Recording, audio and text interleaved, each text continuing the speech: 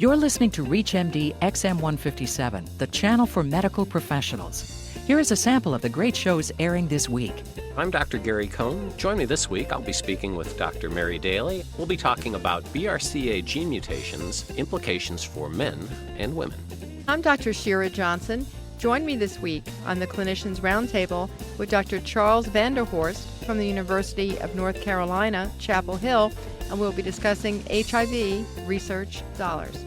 And this is Dr. Lee Friedman. Please join me this week on Medical Breakthroughs from the University of Pennsylvania when Dr. Keith Flaherty will describe for us new understandings in the molecular biology of cancers that will lead to major breakthroughs in treatment. Listen all month to ReachMD XM157, the channel for medical professionals. For our complete weekly guest and program guide and to send us your comments, visit us at reachmd.com. Breast cancer. Those are two words your patients don't want to hear, and news that you don't want to deliver. Unfortunately, for 1 in 8 American women, it's a truth they'll have to face in their lifetime. And the risks are clear. Besides being female, the two major risk factors for developing breast cancer are advancing age and family history.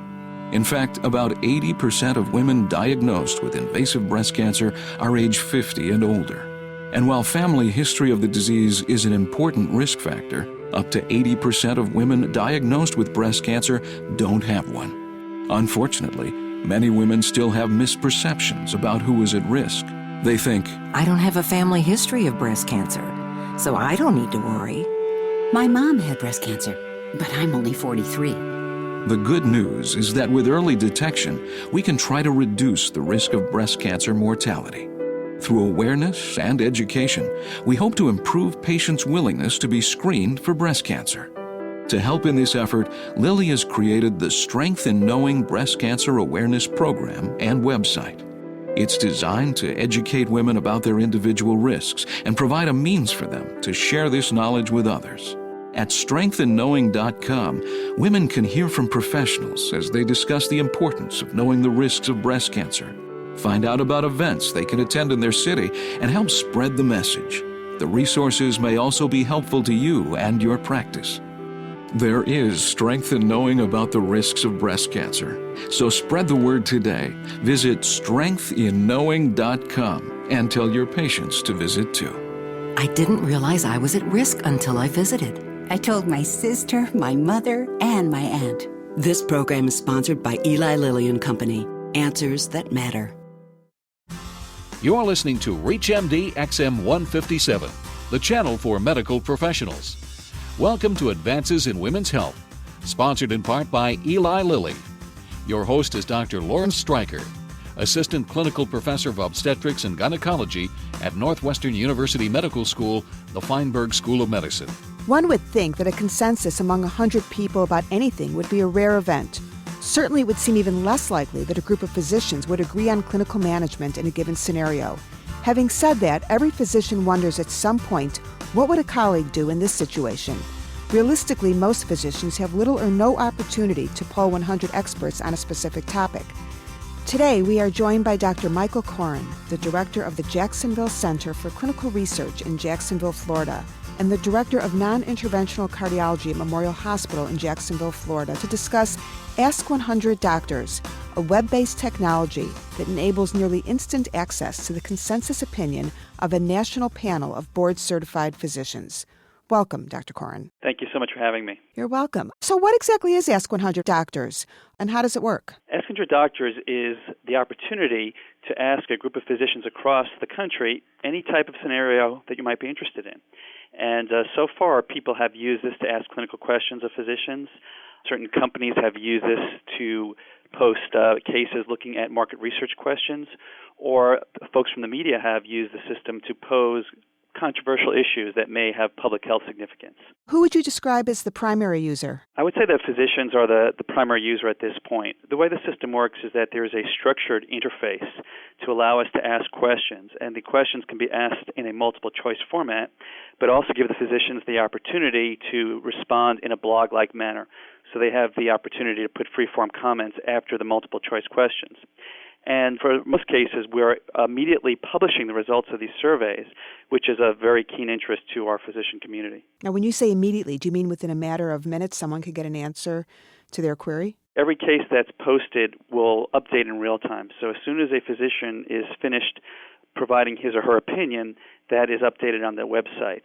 And as far as getting 100 answers in a typical case that's sent to a broad spectrum of different types of physicians, we've had complete 100 physician surveys completed within 3 or 4 hours. Mm-hmm. Now, clearly, consumerism is rampant in this country, particularly when it comes to healthcare trends. So where do you see Ask 100 Doctors fitting into consumer empowerment? And that's a great point. Consumer empowerment is really the buzzword that we're hearing over and over from managed care players, from physicians, and of course from patients themselves. And what we see consumer empowerment meaning in a tangible manner is the ability of patients to sort of weed through all the information, sometimes discrepant information that's out there, and helping them making their own decisions in an informed way that's free of commercial bias. And the way our system works is that it gives patients and physicians, of course, the insider edge, if you will. So patients, for example, can look at the website and see how physicians en masse are responding to a controversial issue. And it could be many different things. It could be in women's health, of course. It could be in cardiology. It could be in multiple different areas. But you post a question, and then you can see exactly what percentage of physicians would choose this particular therapy versus that particular therapy, or which physicians would choose this diagnostic test versus that diagnostic test.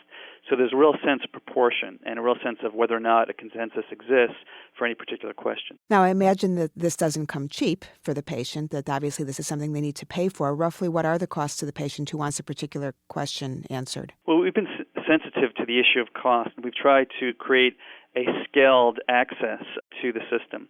So, for example, the average consumer can get access to the site for just $100 per year, and they'll be able to witness all the posted questions that have been answered by our panel of board-certified physicians across the country. It would also seem that insurance companies would be very interested to know how someone would manage a particular clinical scenario. Have you had any interest from them? Oh, very much so, very much so.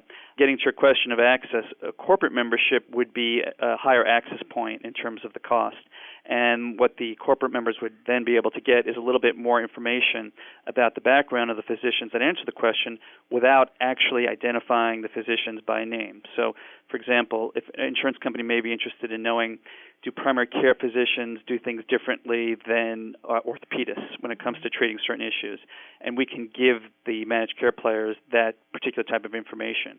Or we had a recent scenario, for example, where people were interested to see whether or not there were different patterns of using heart catheterizations in different parts of the country.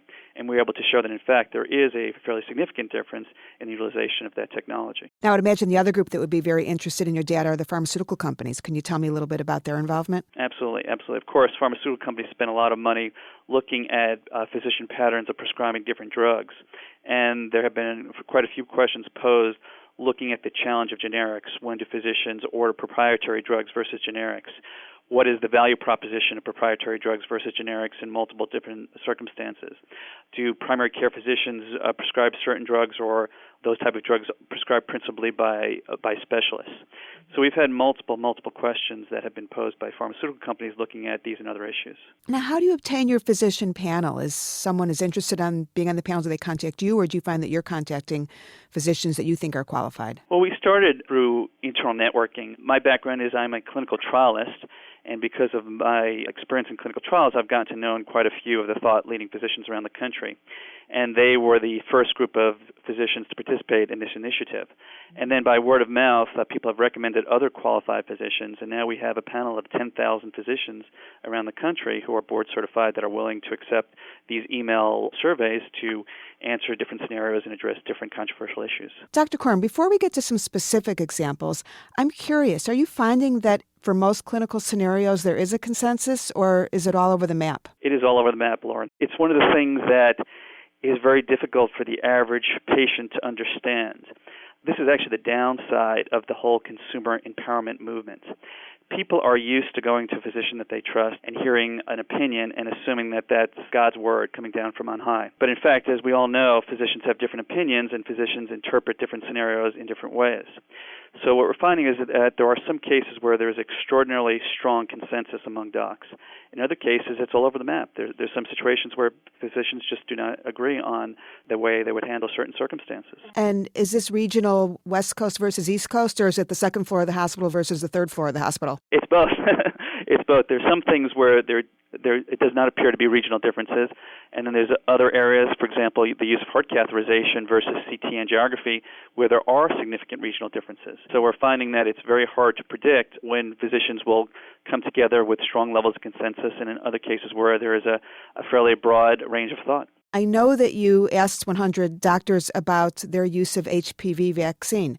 Could you tell me what sort of results you obtained? About a year ago, shortly after the approval of the first HPV vaccine, we had a patient's mom who asked whether or not physicians were planning on vaccinating their own 10 or 11-year-old daughters.